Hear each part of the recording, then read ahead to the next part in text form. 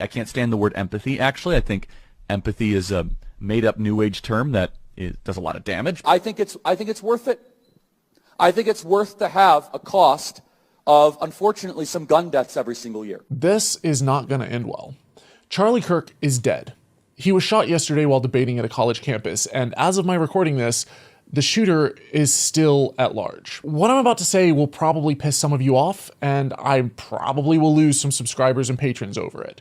But I don't care. The truth needs to be said because no one in the mainstream is talking about this. Before I pull the pin out of the grenade though, I want to make it abundantly clear that I do not condone violence, and it is a dark place that we've come to in American politics where this is what people feel like they have to resort to. Simultaneously, I refuse to fly this flag at half-mast today because the man who died yesterday was not a hero. As I speak, there is a concerted effort to turn him into a martyr, to weaponize his death as a justification for right-wing retaliatory violence, without the public really being truly aware of who this man actually was and the horrific things that he stood for. Charlie Kirk's death isn't a tragedy because we lost one of the good ones. It's a tragedy because of what it represents for American democracy and the dark times that are to come. Because Charlie Kirk was one of the worst stains on the reputation of my country. I don't say this to be tactless. This is a man who called Martin Luther King awful and not a good person, stating that the passage of the Civil Rights Act was a huge mistake. We note in our piece that Kirk describes King as, quote, a bad guy. It's true. And Kirk's self-described very, very radical view that the country made a mistake when it passed the Civil Rights Act. Also true. And the Civil Rights Act, though, let's be clear, created a beast, and that beast has now turned into an anti-white weapon. He sowed division wherever he went. He promoted conspiracy theory garbage like the Great Replacement Theory, which states that rather than white people being able to live in harmony with other races, minorities are plotting to replace us. He promoted 2020 election fraud conspiracies so effectively that despite them being repeatedly proven false in court by Trump's own appointed justices, millions of Americans still believe them to this day. During the pandemic, even as Trump's own administration was pumping billions of dollars into Operation Warp Speed, attempting to rapidly create and test a vaccine, rather than taking this emergency as an opportunity to help unite America, he turned on doctors and spread pseudoscientific misinformation and anti-vax conspiracy theories, calling vaccine mandates medical apartheid. He organized COVID-19 skepticism campaigns on college campuses, which he painted as exercises in critical thinking, but in reality, they were super spreader events where unvaccinated attendees caught the deadly virus and breathed their last breath from a ventilator weeks later, separated from their families. He painted gun deaths as inevitable, and as the bodies piled up, creeping into the thousands during Trump's first term, as children bled out, gripping the hands of their parents in hospital beds around the nation, he nonchalantly stated that gun deaths are an unfortunate but acceptable cost of preserving the Second Amendment. And as LGBT kids across America struggled to come to terms with their identity and faced bullying and religious discrimination, leading to the highest rates of suicide of any demographic, he fomented hatred towards trans people, further stigmatizing an already trampled on and vulnerable minority struggling to simply exist, falsifying statistics to paint them as the problem, even up until his final breath. Charlie Kirk had blood on his hands. He defended the Israeli genocide in Gaza and downplayed Russia's violent invasion of Ukraine as merely a border dispute. And in response to skilled legal immigrants from India strengthening our economy, he stated that America doesn't need more visas for people from India, claiming that they would simply displace American workers. And while women with ectopic pregnancies bled out in hospital parking lots because their doctors were terrified of the new legal repercussions of performing life-saving abortions, Kirk, always the confident fool, touted that abortion was worse than the Holocaust. So you're comparing abortion to the Holocaust? Absolutely I am. In fact, it's worse. It's worse. It's really not. And said that if his 10-year-old daughter was raped, he would force her to carry it to term. So if you had a daughter and she was 10 and she got raped, would you want her to go through that and carry her rapist baby? That's awfully graphic. But it's a real life scenario that happens to many people. The answer is yes, the baby would be delivered. And as millions of Americans struggled to pay rent, Kirk's solution to the housing crisis was to put more people in prison. I said, honestly, we should be much tougher on crime. We need more people in jail. We need more arrests. America has more prisoners than any country on earth, and one of the highest per capita rates. If you believe that this is the land of the free, I've got a rude awakening for you.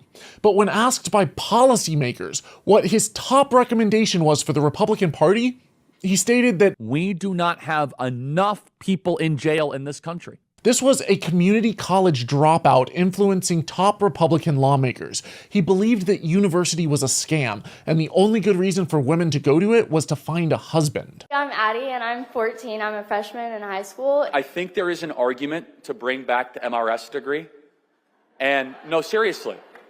And just be clear, that's why you're going to college, right? Don't lie to yourself, I'm studying sociology. No, you're not. We know why you're here. And that's okay. I say college is a scam, but if you're going to find your life partner, that's actually a really good reason to go to college. And so, yeah, you could go learn some stuff. That's fine, I guess, or whatever. Just don't listen to your professors. Charlie Kirk had no formal education in political science or sociology or criminology, and despite the US having a heavily militarized, needlessly violent police force, which already has tragically higher rates of police shooting than any other developed country on earth, Kirk proposed that we get tougher on crime and bring back public executions. In fact, I even think that we should bring back, public executions on certain people. No. This was not a champion of free speech. This was one of the most vile mouthpieces of America's dark political underbelly, spewing absolute toxic filth. And yet, he was one of the most influential people in the nation, rubbing shoulders with the president and helping sway an election that's led to the downfall of democracy in the installment of a convicted felon and accused pedophile in the White House.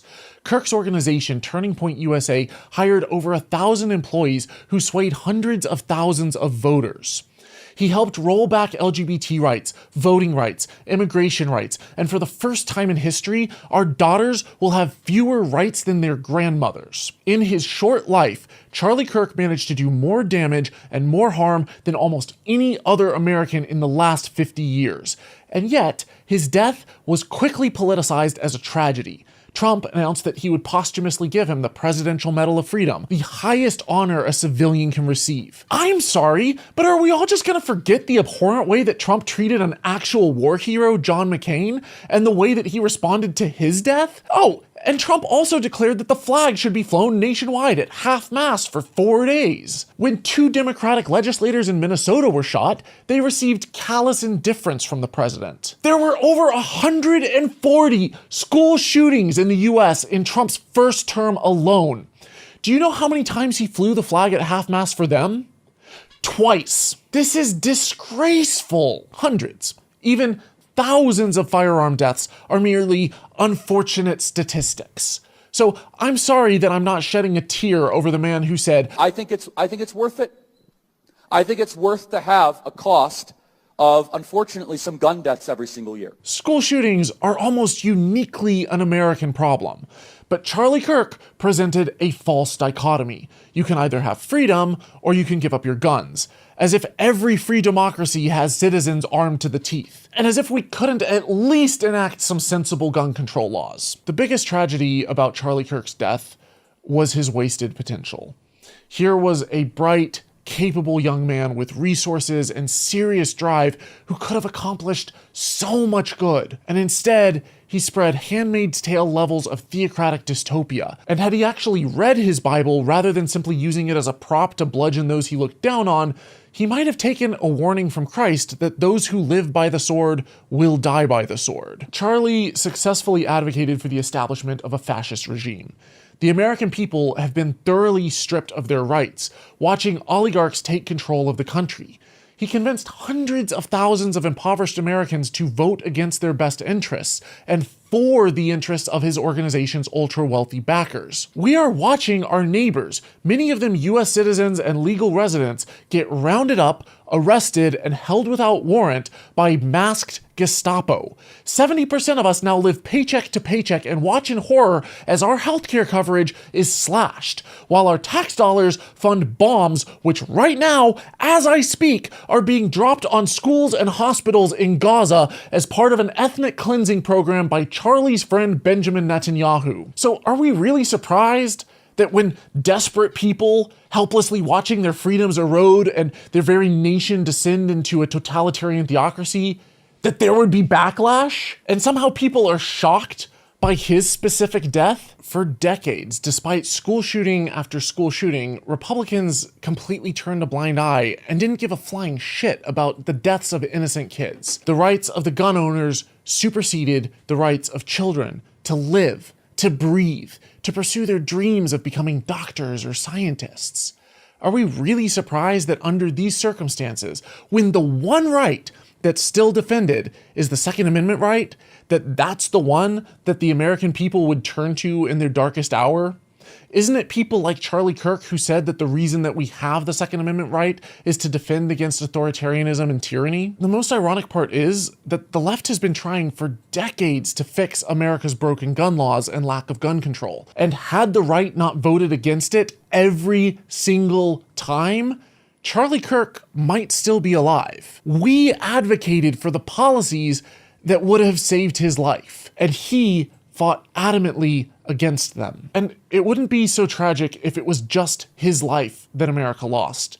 But as the media honed in on Charlie Kirk, turning his death into a political football, there was literally another entirely avoidable school shooting just a few hundred miles away at Evergreen High School that happened within 60 seconds of Kirk's assassination. As the blood of children whose names the public will likely never know was still drying, Charlie was being hailed as a hero by the President of the United States of America. The same department whose first responders cleaned up the mess at Columbine when I was a kid are now dealing with another school shooting in their backyard.